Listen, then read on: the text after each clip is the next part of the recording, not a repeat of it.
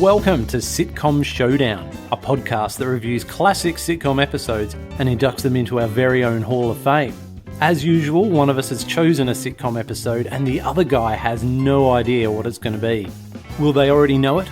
Will they love it? Can they be convinced that it's worthy? Let's find out on the Sitcom Showdown. Hello dear listener and welcome to Sitcom Showdown episode 90. Did I just say sitcom? That sounds a bit military, doesn't it? Sitcom, it's all a swindle. Yes, I think both things could be applied to the episode that we're going to cover this time around, Steve. But I'll hand it over to you, Steve. Hello, dear listener. My name is Jefferson, by the way, one half of the podcast. Steve, which episode have you brought along this week? And is it a themed podcast this time around? Well, it is a theme, and it's a theme that we've covered twice before, which is transplanted sitcoms. So we've previously covered Paine, P-A-Y-N-E, which is the US version of Fawlty Towers, and we did that in episode 68.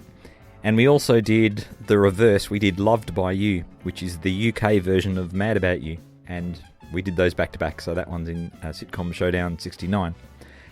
But today we're going to cover a show that's regarded as the closest thing that the US ever got to Blackadder. It's like exciting. It's a statement that fills you with both excitement and dread at the same time, because you think this is either going to be awesome or it's going to be terrible. You're not wrong. I got this out of the book that you gave me for Christmas. Oh, really? Yeah. I was flicking through and I read about this and I thought, I've got to check that out. Oh, I'm ever so pleased. Yes. Anyhow, this show, the closest thing the US ever got to Blackadder, was called The Secret Diary of Desmond Pfeiffer. Oh, that's like Michelle for Pfeiffer. Well, now you're stealing my material. Oh, sorry. I was going to say that later on. This aired on the United Paramount Network, which is abbreviated to UPN, and it was shown from the 5th to the 28th of October, 1998. More about that in a second. So the premise of the show was that Desmond Pfeiffer is a black English nobleman who fled England due to his gambling debts and became President Abraham Lincoln's valet. Oh, okay. He serves as the intelligent and erudite backbone of a Civil War-era White House, which is populated by drunkards and louts. Yep. One of which, I've said here, is his assistant, Niblett. Yes. So right off the bat, you can see the comparison to Blackadder is partly because of this character setup where you've got the famous personage who's at the top of life's hierarchy, in this case, Abraham Lincoln, and then his assistant, who's trying to keep his master afloat with all the shenanigans that are going on around him. But he's assisting also out of his own best interests. Yeah. Yes. And then we've got their assistant, or dog's body, which is dumb as a post, to the point of actually sabotaging things from time to time, which in this case is Niblett. So this show was somewhat infamous before it was even debuted. What? Apparently, the pilot episode set off a storm of controversy because of a perceived light-hearted take on the issue of American slavery. Aha. So on September the 24th, 1998, now I presume word of the pilot episode must have gotten out or something like that, because there was a protest against the series outside of Paramount Studios, and 5 days later, UPN released a statement regarding the controversy and stated that the network planned on delaying the controversial pilot episode, which never aired in the end, and would instead air an alternate episode in its place. So the first episode went out on the air on October the 5th, 1998, and that ranked 116 out of 125 television programs that week. Oh my goodness. That doesn't bode well, does it? That's not high praise, is it? And usually the first episode of something is the best for ratings, isn't it? And then it trails off after that. Yeah, so it wasn't a glorious start. So it was removed from UPN's schedule on October the 24th, and after airing one episode 2 days after being removed from the lineup, was cancelled. And that did actually lead to the demise of the president of UPN, Dean Valentine. So 9 episodes were recorded, but only 4 aired. And you can find all 4 of those on YouTube. Right. Okay, I've got questions about all these things. Didn't you know about any of this? No. Of course, you didn't do the research. I did do the research. That's right. So I've never even heard of UPN, so that doesn't fill one with confidence from the start. It's the thing that blocks people from knowing where you are on the internet. Yeah, that's one of those. Yeah. Okay.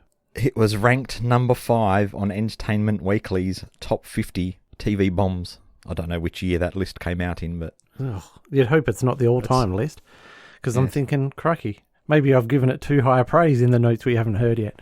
Well, we'll see. Jeez. Its creators, Barry Fanaro and Mort Nathan, they just had a big success with Golden Girls, and then it looks like they kind of crashed and burned with this one.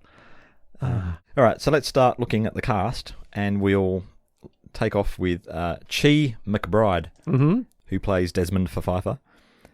Now, I was going to complain later on that Desmond didn't have a name which sounded very British, or like it came from the UK.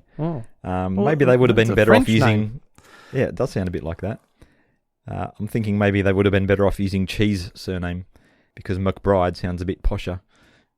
Apparently it's an Irish name. Okay. Yeah. He played the janitor, Heavy Gene, on 84 episodes of the John Larroquette Show. Right. Before moving on to Desmond Pfeiffer 2 years later. So like a highly, well-seasoned sitcom performer there. And like he is a big dude, isn't he? Yep. Far out. He's a big lad. Yeah. But that was as I'm about to tell you, that was pretty much the end of his sitcom career in those two shows, the John Larroquette and this one. And sorry, we should point out the John Larroquette connection to Pain, which you mentioned earlier. Yes. John Larroquette is the star of the Fawlty Towers remake, so there's connections all over the shop. So he did 81 episodes of Boston Public, 5 episodes of House, 22 episodes of Pushing Daisies, 25 of Human Target, and he was also in the reboot of Hawaii Five-0. No way. So lots of dramatic roles. This hasn't hurt him at all, being in Desi Fifes. Apparently not. Okay. In 1998, he was also in Mercury Rising alongside Bruce Willis, and other movies or prominent movies were The Frighteners, Gone in 60 Seconds, The Terminal, and I, Robot. Oh, look, The Frighteners is the definition of an underrated, brilliant classic. Peter Jackson? It's an emerging Peter Jackson and a definitely at the top of his game, Michael J. Fox. It really is a good movie. Perfectly fine, Jeff.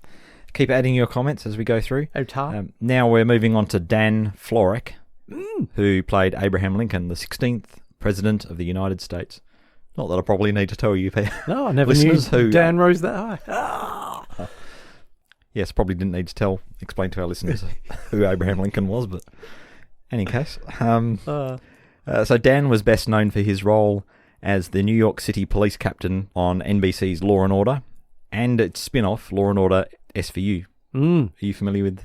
Totally. I watched him in that role for years and years. Oh, there you go. And he's very well respected in the Walker household. Oh, yes. Good one. And he was also in LA Law. I was going to say, the thing about Dan Floreck, right? And I used to always think he was the dad from Alf, but that's another completely different guy. Yeah. But I always thought they had the same vibe about them. But for the record, must remind myself, Dan Floreck was never the dad from Alf. Oh, that's a bit disappointing. Oh, yeah.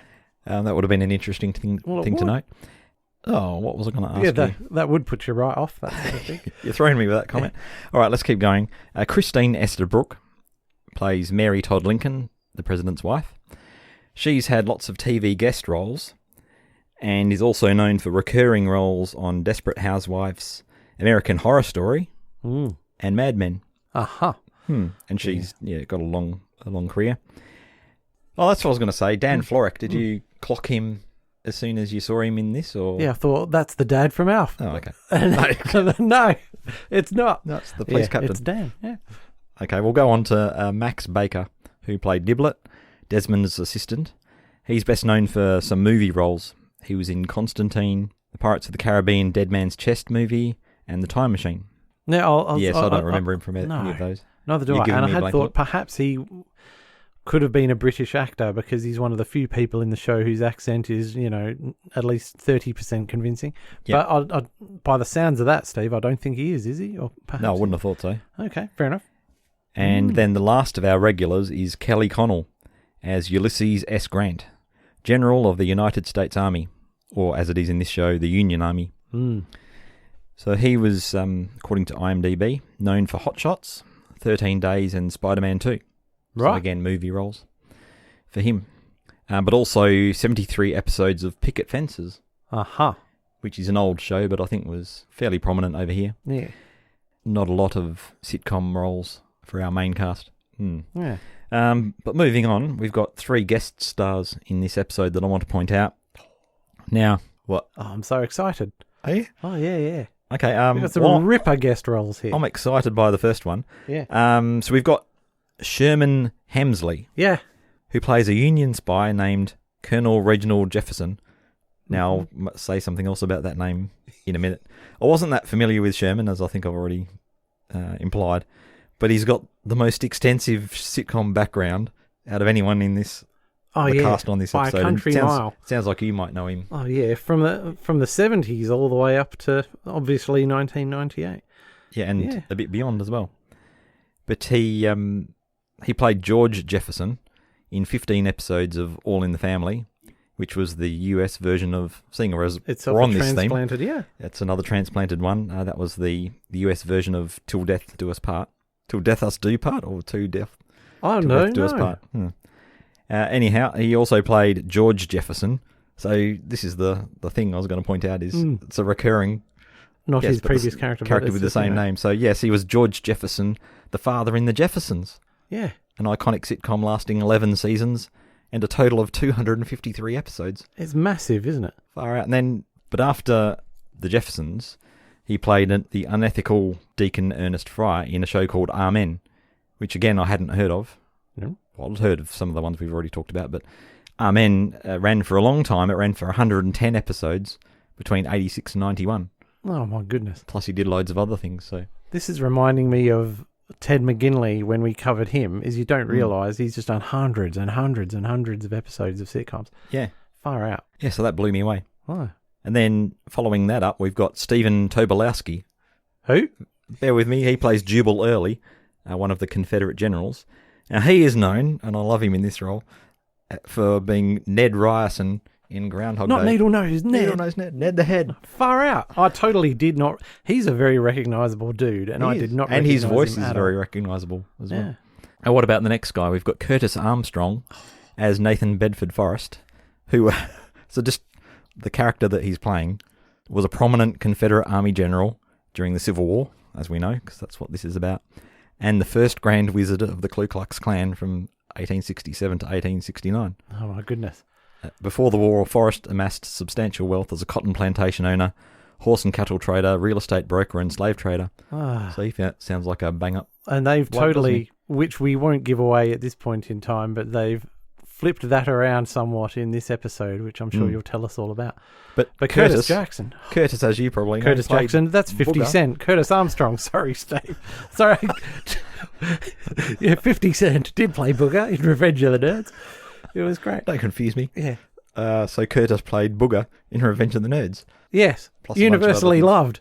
Is he? Well, by me, certainly. For his role in Revenge of the Nerds or for other Yeah, things? which, by the way, was with Ted McGinley as the... Oh, stop bringing it back to Ted. Yeah, oh well. But like Curtis Armstrong, he's televisional gold because like not only is he instantly recognisable, and I instantly recognised him. I hope you did. Did you go? It's Booger. No. Oh, excellent. Well, I didn't know immediately he was Booger from Revenge of the Nerds, but I thought, no, I know that dude. But I checked out his IMDb because you think he'll have been in some stuff. And Revenge of the Nerds was very early on in his career, and he's never been out of work since. And so, it was great to see him. And what I love, you've got him and Sherman playing the same character. Spoilers. Well, yes and no. Yeah, cool. That's a little bit confusing what's happening there. Mm-hmm. Anyway, we're going to, having gone through the cast, we're going to depart for a short second while you listen to the theme tune, and then we'll come back with a synopsis of the episode. And also, we'll see if it's as bad as everyone thinks. Mr. President, just relax. Close your eyes. Now, feel that lovely breeze. Slowly open your eyes. I'm flying. Everything looks so beautiful from up here. The houses, the trees, the Confederate troops. Confederate troops? We must have drifted into enemy territory. Oh, God, I'm toast. Get me out of here. Hey. Calm down, you two. Things could be a lot worse. See? We've been hit. We're losing helium. Are you sure? I'm almost certain of it. All right, we're back to talk about Up, Up and Away, which was episode 2 of Desmond Pfeiffer. And as usual, we start with Desmond making an entry in his secret diary, and he's talking about the atrocities created by the Gatling gun, and the fact that they are nothing compared to the horrors that he's seen with his own eyes. And then we cut to a scene where he's watching the First Lady trying on her new bathing suit. There's an ongoing conceit through the show that Christine Estabrook is in some way repulsive, which is far from the truth. Anyhow, in this scene, we establish the fact that Mary, the First Lady, is overeating at the moment. And enter Abe, who is ready for a photo shoot with his new weapon of war. Aha. For propaganda purposes. Mary's not very impressed with him. First, because he didn't clock her new bathing suit. Yep. Or ignores it. And second, because he's spending such little private time with her. After her complaining, he offers to fix her a nice ether rag. but she storms off to the adjacent bedroom. Says that's your solution to everything. Yeah. You're always offering me that. That's not what she wants at all, though. So we see that she's yearning for his company while what he wants to do is fix her a nice ether rag. Now, Jeff, I looked this up, and ether was in vogue at the time as a recreational drug in some places. Yes, I would have thought, Steve, that you might have come across this while watching one of your favourite programs, Quacks. Yes, it did trigger the thought of Quacks in my mind because I'm sure one of the characters actually bumped some people off. Accidentally. Yeah, sorry. Let me clarify. Accidentally with ether because he was on the cutting edge of implementing it as an anesthetic for medical purposes. But, okay, so Desmond advises Abe to go in and make passionate love to his wife. Mm-hmm. And Abe says, come on, seriously. Yeah. And the scene ends with him going in with the ether rag, which I think is quite a dark joke. Yeah. I mean, absolutely. Rendering your wife unconscious then, but yeah. by putting a rag over her face. Yeah, just so that you don't have to spend any time with her. It's, Doesn't sound too good when you say it like that. Later on, I'm going to bring up married with children a few times, as you might expect, but I'm sure even now I never resorted to an ether rag. This takes things to another level. Okay. All right, let's carry on. So next we're in the White House garden where Abe is posing for his photo. Yeah. In his new weapon of war, which is a hot air balloon. Yes, a hot air balloon, people. Yes, you heard it. You heard it correctly. So he's hoping that the photos that are taken will intimidate the enemy. I'm not sure why, but anyway. There was actually a new Union Army balloon corps. Whoa! Yes, okay. To perform aerial reconnaissance. So they actually did some research. Yeah, goodness. That's right. A hand-selected team of expert aeronauts served at Yorktown, Seven Pines, Antietam, Fredericksburg, and other major battles of the Potomac River and the Virginia Peninsula until the balloon corps was disbanded in the summer of 1863. Right. So, yeah, I love the way maybe I'm getting ahead of myself, but I like the way they've included that as a historical thing. Anyway, so Abe's in the basket. We've got Niblett and Desmond on either side of the thing. Yep. And but they must be out of shot because they wouldn't want to ruin the photo. No, that's right. General Grant makes his first appearance, and he's a bit sozzled. Yeah. Yes, and trips over the peg. The guy rope and the guy rope or whatever the thing is holding the balloon down to the ground. And rightfully goes, what idiot put this here? Yeah. So I'll trip over that. Yeah. What fool put that there? So, of course, as soon as he knocks this out, the balloon starts rising, and Desmond is the first one to jump on to try and keep the president on the ground and not in the sky. Yes. And then instead of holding onto the rope and wrapping it around the nearest tree, he goes, I'll just grab this rope. Yeah, well, kind of makes sense. And then Niblett joins him in jumping on the side of the basket. But anyway, this valiant attempt fails, and the three of them take off, leaving General Grant behind. And what I like is his line. He goes, well, seeing as you're up there anyway, can you have a look down here and tell me if I'm thinning at the back on my head there? He's making... Might as well make use of the situation. Make the best of a bad situation, exactly. Taking their mind off the sticky situation they find themselves in. They are in a bit of a sticky situation. So they're in the air now, and the president is panicking because he's scared of heights. Desmond gets him to shut his eyes and grabs him under the arms, and his arms are spread out, by the way, just to make him feel that bit more secure that he's not going to fall out or anything like that. So he kind of calms down a bit, and when he reopens his eyes, Abe's heart swells at the sight of the earth far below him, and he says, "I'm the king of the world and a president." Yeah. Which now, what's that homage to, Jeff?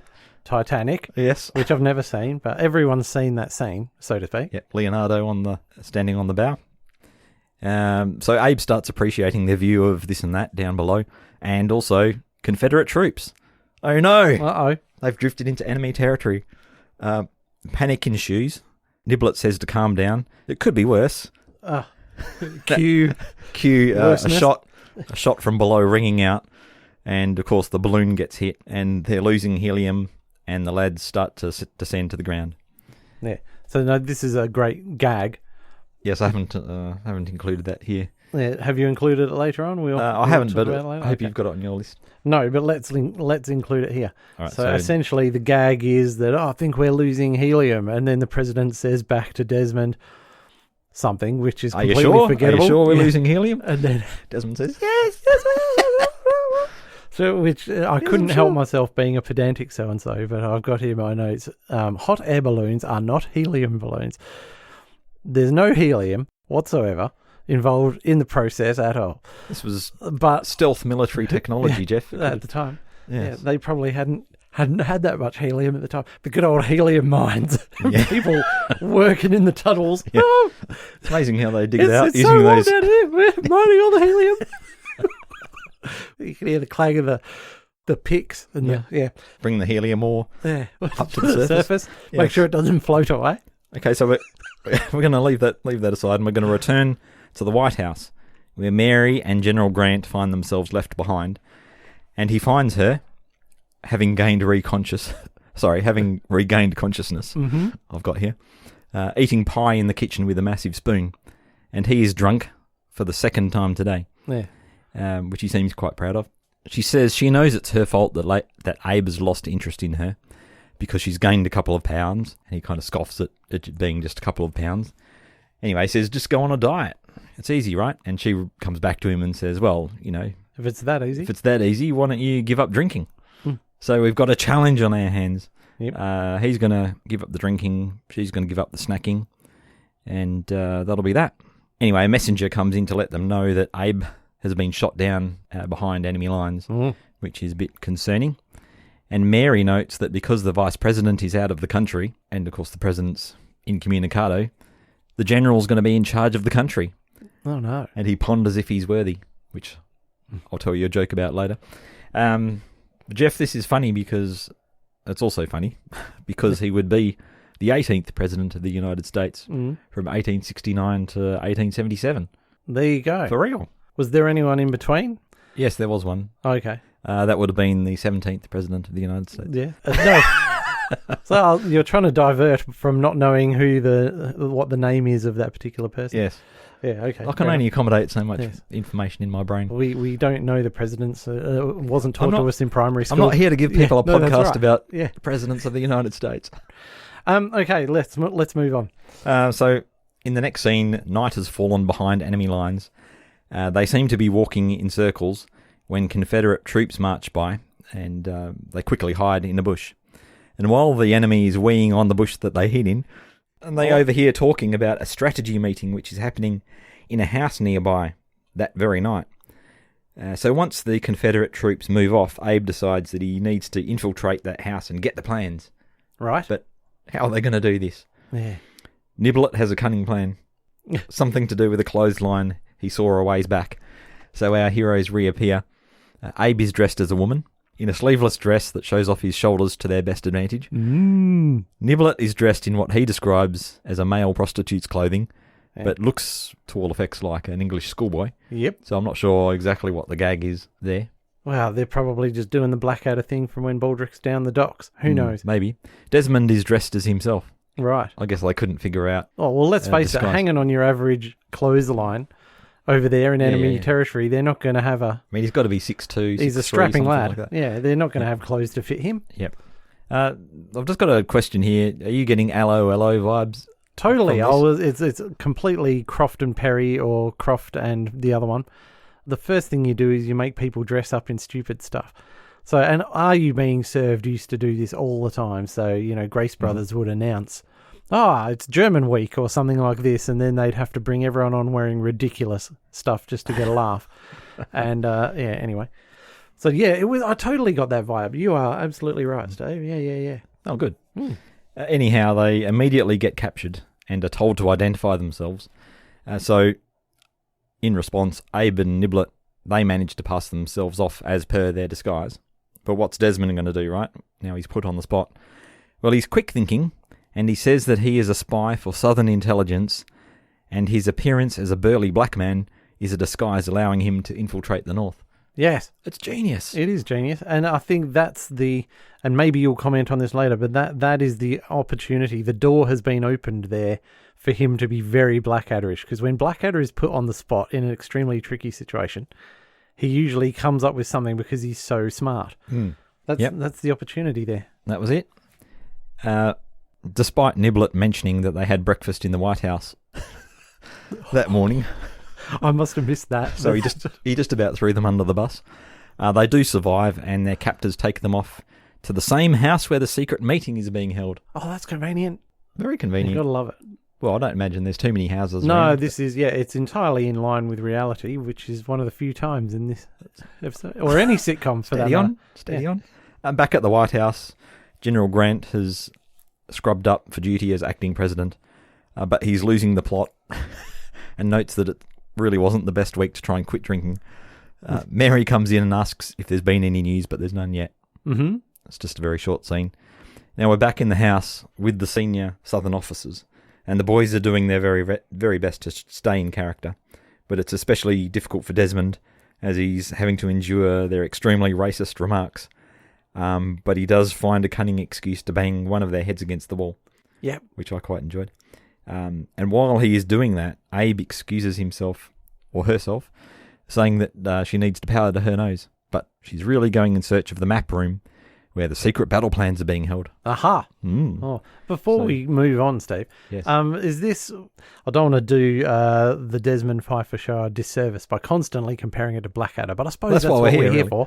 Is do you remember the bit in Blackadder 3 where he's sort of saying, "Oh, no, Your Highness, a hard hit would be like this"? In fact, I've got that in my notes later. Oh, brilliant. Oh, good. Oh, thank you. Yes, good. Yes, you are getting that vibe as well. And we've got another short scene in the White House where the general still got no plan, which I remarked was surprising given that he was named after the cunning Ulysses. Mm-hmm. You know what I'm on about? Nope. So Ulysses, or Odysseus, was the guy who came up with the idea for the Trojan horse. Ah, yes. I never had a classical education, I'm afraid, Steve-o.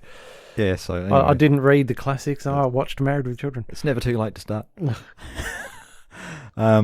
Mary realises at this point that there's only one thing to do, which is to get him drunk. And then there's this series of little scenes cut together where they're getting him drunker and drunker and drunker, but he still continues to have no plan. Meanwhile, back at the house, Jubal, who's one of the generals, has followed Abe to the map room because he couldn't resist those shoulders. So he's chasing Abe around. And back in the other room, Desmond has got all the officers wrapped around his finger, at least until the guards bring Niblett in, who's been rumbled as a spy. Abe has also been rumbled as he was forced to reveal his winky in order to stop Jubal's advances.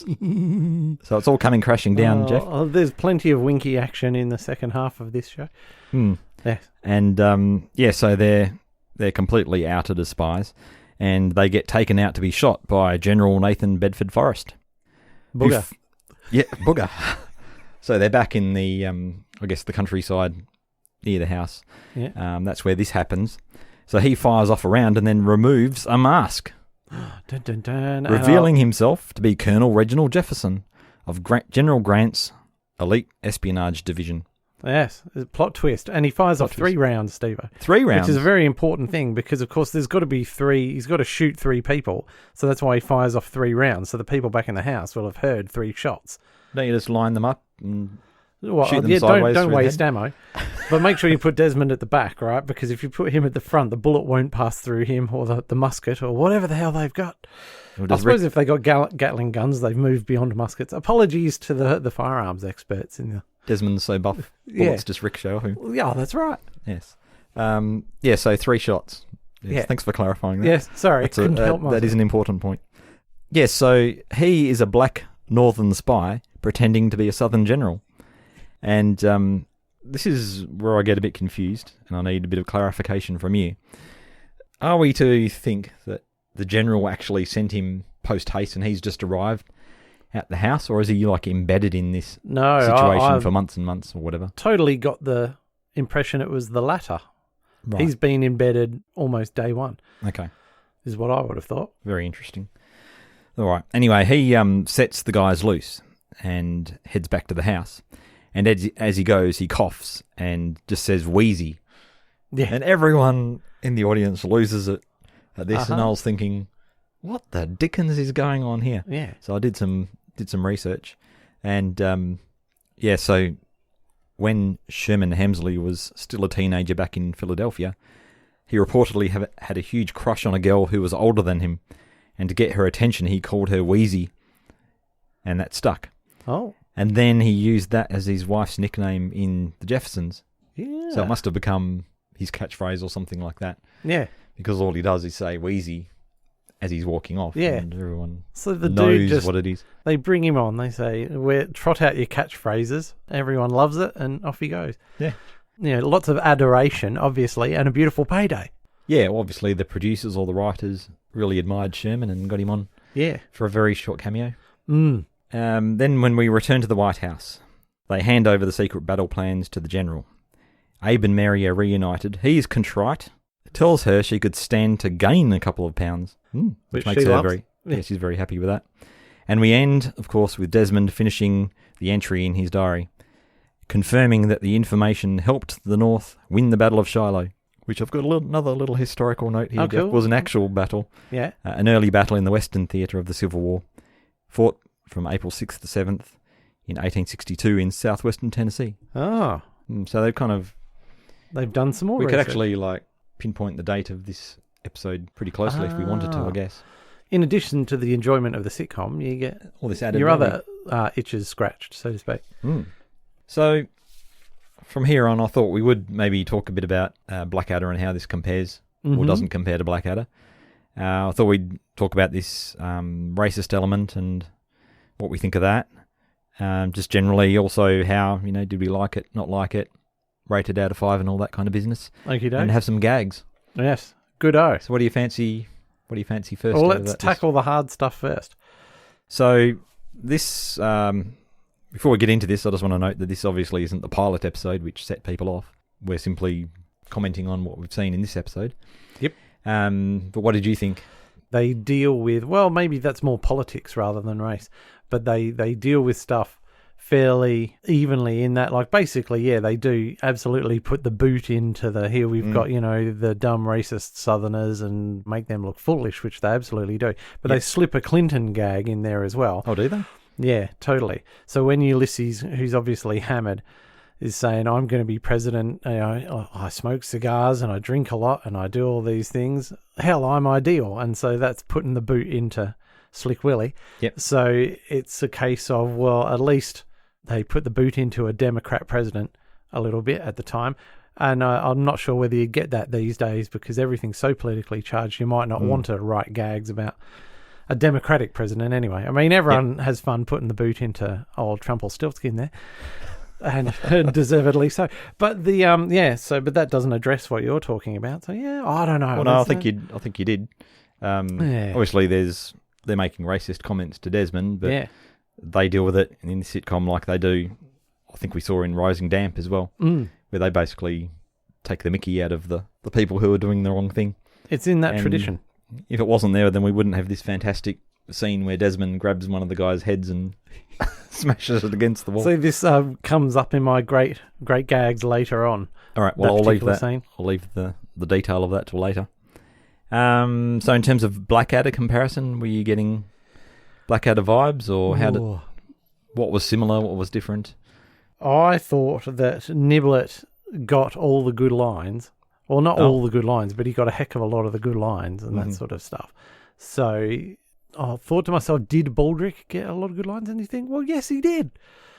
Every time he was in a scene, he got some bloody brilliant lines. It's just that, Blackadder got more good lines. So does Desmond, strangely enough, not get the amount of good lines? He doesn't get a lot of jokes, you know what I mean, is the impression I had, whereas Blackadder gets awesome good jokes and things like this. I think, so I've got a theory about this. Yep. One of the differences between this and Blackadder the Third is that, unlike the Prince, Abe isn't thick as a whale omelette. Yeah. So, and of course, they can't really depict Abe as being stupid. That wouldn't make sense. No. So you don't, and particularly in this episode, you don't really get a lot of undermining of the authority, the boss, if you like, by the Blackadder or the Desmond character. Whereas in Blackadder, he'd have this whole whatever upstairs and then come back and he'd put his feet up and throw something at the cat and complain to Baldrick about X, Y, and Z, whatever's happened. Yeah. Doesn't really happen in this show. So, where was I going with that? Well, I don't You're know. asking me, but yeah, no. Well, and also it's Prince driven, right? So often in Blackadder, it'd be, all right, the Prince has been out the night before and created some awful situation where he's either spent all his money or he's been out at the Naughty Hellfire Club, or he's done something, and that will trigger something that Blackadder has to do to sort this out. Whereas in this, it's just a pure accident. So hot air balloon accident. It's not something that Lincoln did to trigger all this stuff that created the problem they have to solve. Maybe that happened in the other episodes. Buggered if I know. I haven't seen them. I've watched all of them, and I think one episode is like that, but not. Oh, okay. Not all of them. Obviously, Abe's got his character weaknesses, but it's nothing like Prince George. No. Blimey. Yeah. Or Queenie, who was not only a little bit thick, she wasn't anywhere near as thick as Prince George. She was dangerously thick. Yeah, but she was just so unpredictably wacko. Yeah. Whereas I don't think Lincoln's like that. No, he's a bit more grounded. Yeah. So that's obviously a significant difference. Deviation, yeah. Yep. Well, I've got one if you want one. Yeah, go ahead. So, and you might have this, but I feel with Blackadder that it's almost like he's transported out of time. So he's us, or he's, a modern person who knows how history plays out in that historical setting, and that gives him the advantage over other people. And obviously he's cleverer than them, but a portion of that cleverness, even though he's clearly not from the future, a portion of that cleverness is the point of view he has looking back in history sort of thing. I hope I explained that all right. Anyway, I get the gist of what you're saying. Oh, but there's none of that in this. So what they've done here, which I would say, what they've done wrong here, but it's not necessarily wrong, they've got everyone is from the future, right? So you look at the Ulysses and Mary stuff and how they talk, and, it's all very in the modern vernacular, which strikes me as odd about this show, is they go to such great lengths to do accents to say, we're sort of poshos from the 18th century or whatever it is, but they just give them modern day dialogue. Whereas in Blackadder, they very much stick to the formalities of the time. Yep. What I've said here is that hardly anyone is era appropriate, and that undermines the premise that was so good in Blackadder. So Blackadder makes fun of pomposity and bureaucracy and the formality of the Queen's Court, or the formality of military officers. And unless you enforce that formality and then have Blackadder in his modern idiom getting around that. Do you know what I mean? So they haven't done that in this one. So there's none of the formality of the White House, none of the formality of the military, none of the formality of the, so ladies must dress and act and speak in a certain way, which clearly Mary doesn't do. Yeah, I don't know. That's where I'm coming from with that. So unless you enforce that, then you're not going to be able to have Desmond get around it. Yep. Yeah, just absorbing that. Yeah, and I think the fact that he does his diary entries probably grounds him in that he's a person of that era as well. I did think the snark and the sarcasm and the sauciness were probably on about a similar level as Blackadder. Yeah. Although my last note here is that the quality of the jokes obviously isn't up to the same level. No, but they do have a few hits, I think. Oh, I think there's a few good ones in there. Yeah, no doubt. absolutely. We'll talk about those shortly. But when you've got Ben Elton and Richard Curtis writing, and then they're tweaking that material in rehearsal with Rowan Atkinson with all these other guys. Yeah. It's you can't compete with that. Nah. Plus, we've got they were recording 6 episodes, whereas with Desmond, they were probably intending to record who knows how many in this series. Season. So maybe they were pacing themselves and saving some good gags for later on, which turned out to be a mistake, perhaps. I don't know. All right, should we talk about some gags then? Yes. Who's going to go first? Do you want to read out your list? All right. Ham. Right, so these are in chronological order, these gags, Nice. Steve. So are mine. Brilliant. So in the hot air balloon scene, I just noted that 2 great gags go to Niblett. And so what's happening here, and maybe we'll do it with clips, but Niblett is an onlooker while Lincoln's in the balloon, and so is Desmond, and the photographer's doing stuff, and he turns to his boss, Desmond, and he says, sir, seeing this photographer doing this work here gives me a great idea. What we need to do is get a group of scantily clad women and then have them sort of draping themselves over a horse and buggy, i.e., to state the obvious, you have a bunch of bikini chicks over the hot car. Mm-hmm. And then Desmond goes, well, it's an interesting idea, Niblett. What would you do with the photos? And he goes, photographs? Yeah. That thought hadn't occurred to me. Yeah. But then the problem is I actually thought about it after that, Steve, which kind of ruins it. Because he starts off the gag by saying, this photographer has given me a great idea.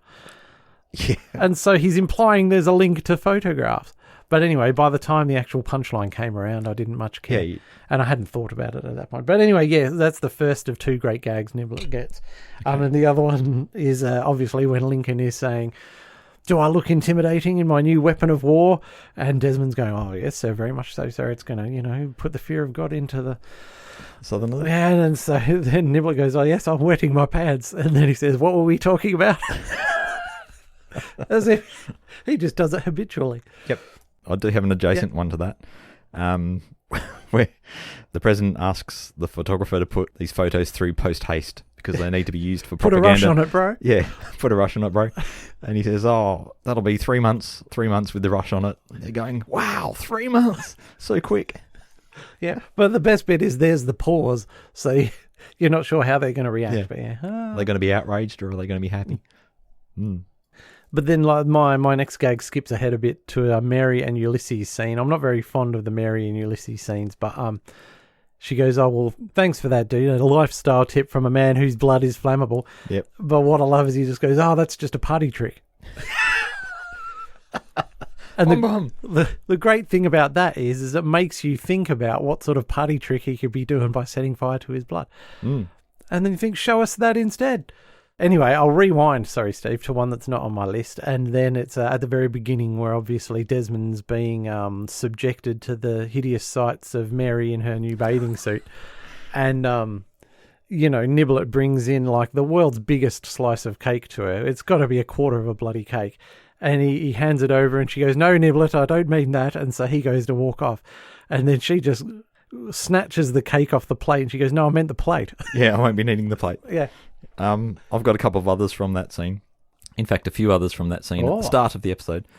Niblett says to Mary, I think your bathing suit's lovely. It brings out the blue in your varicose veins. Which is a good line. That is a good line. And the one you just mentioned about the cake. And then Mary says to Abe, my new bathing suit got the attention of every lifeguard at the beach. And Niblett says, perhaps they thought you'd beached yourself. Yeah.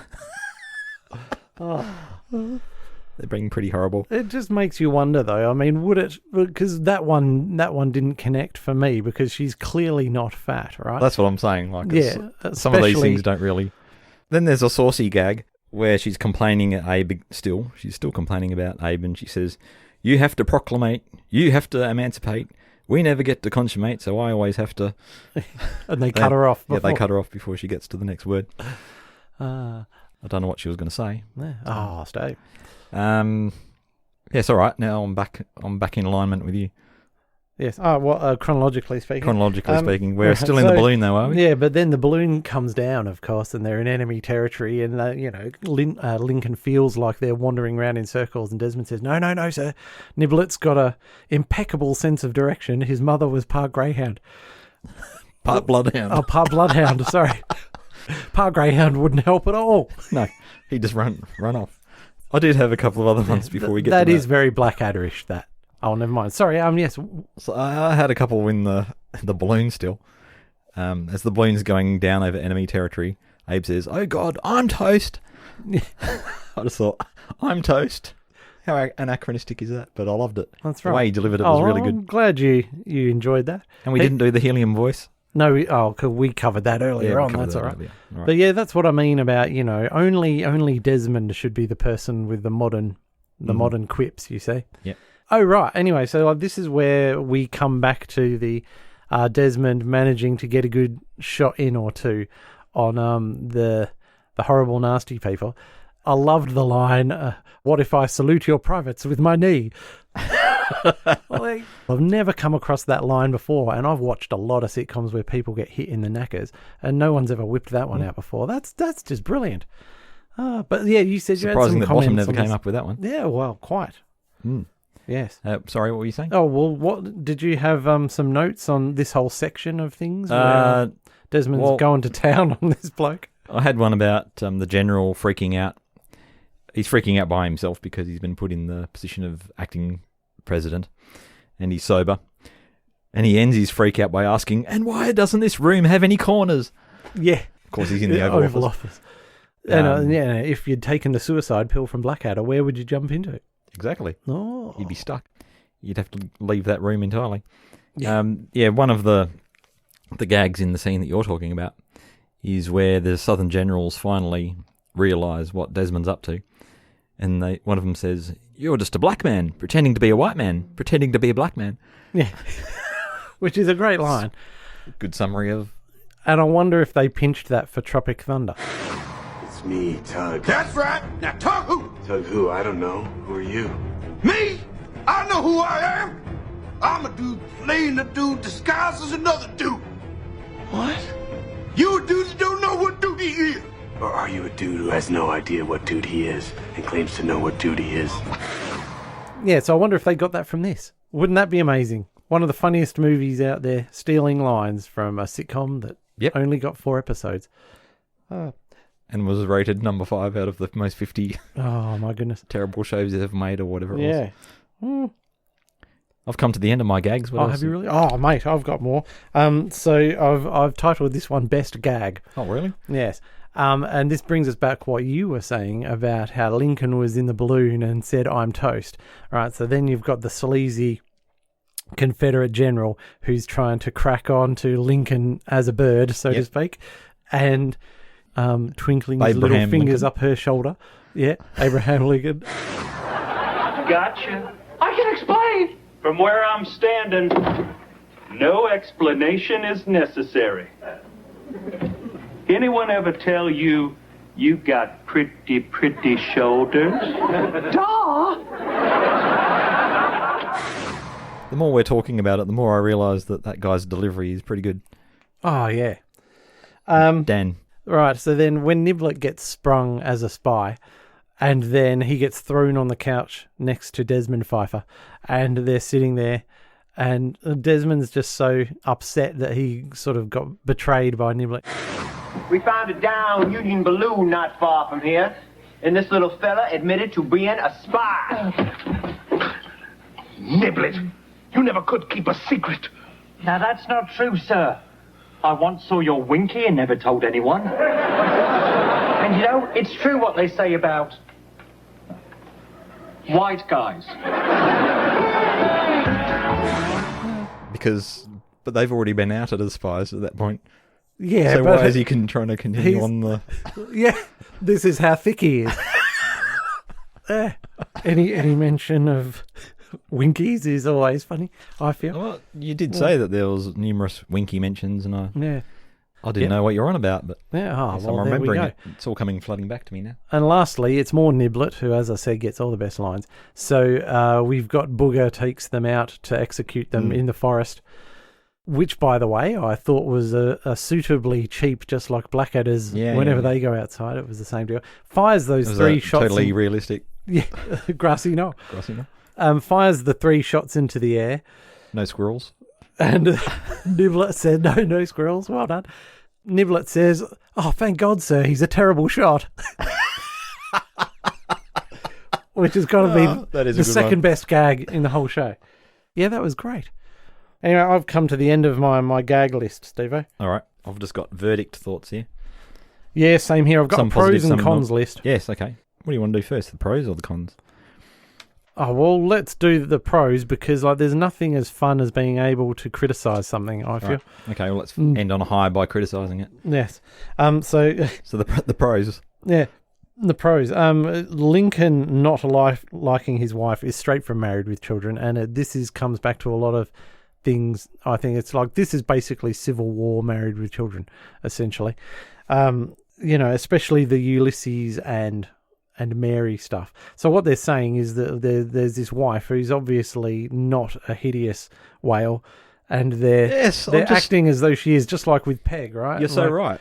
That's just absolutely bonkers. And then the only gags that they can get out of that interaction between males and females has got to do with weight, which in Married with Children, right, because there's a lot of very subtle dynamics going on and it's a completely different situation in which they're trapped together. I won't go down that path, but it works in Married with Children for a whole variety of reasons. It does not work in this show. Mm-hmm. And totally Alan Peg, where Lincoln doesn't want to make love to his wife and he's going, are you serious? However, in Abe's defence, he would have been rather busy being running a country president. in the middle of a war. Yeah. As opposed to Al. It's legit, yeah. As who opposed came to home from the shoe shop at 5 o'clock every day. Yes, quite. God, that was in my pros list, and that was a criticism.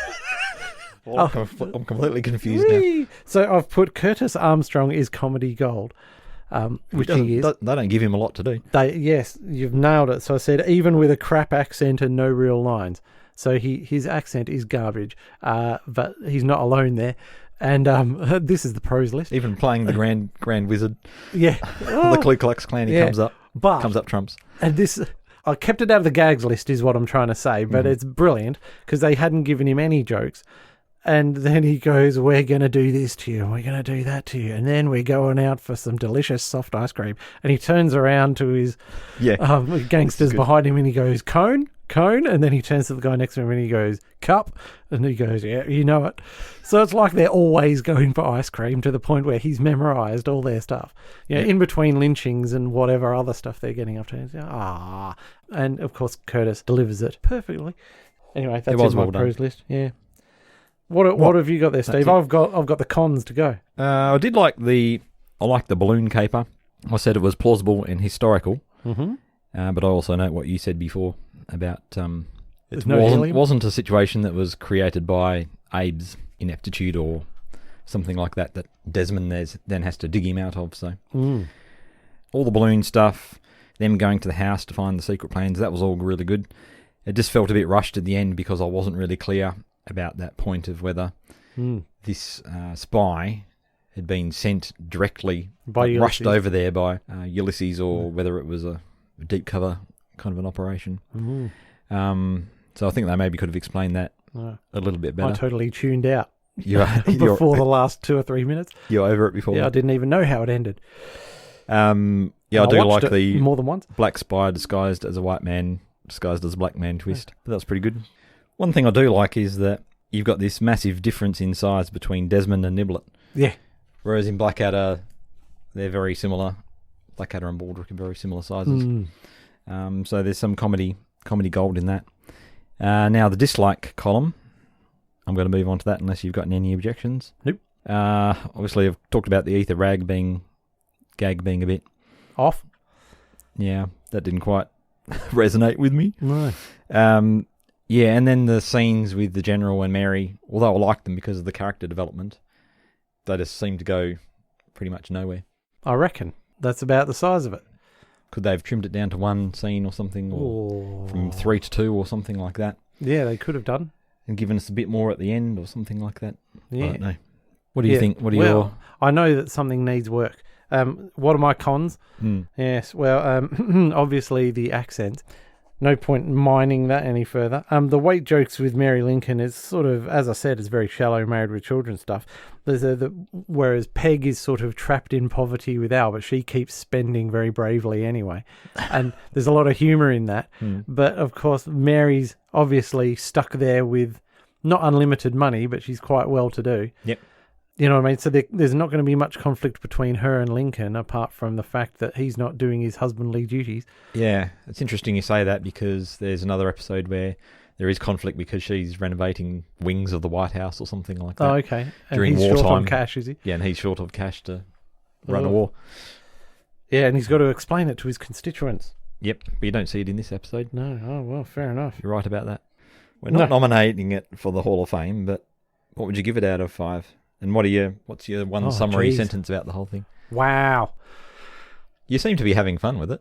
Yeah, I enjoyed watching it. I'm having fun with it. I can see all the positives, and maybe I see more than your average person because it clearly didn't get a good reaction and it's not very well loved at all. But honestly, you're comparing it to one of the greatest sitcoms of all time, so I'd have to give it 2 out of 5. But yeah, I was pleasantly surprised.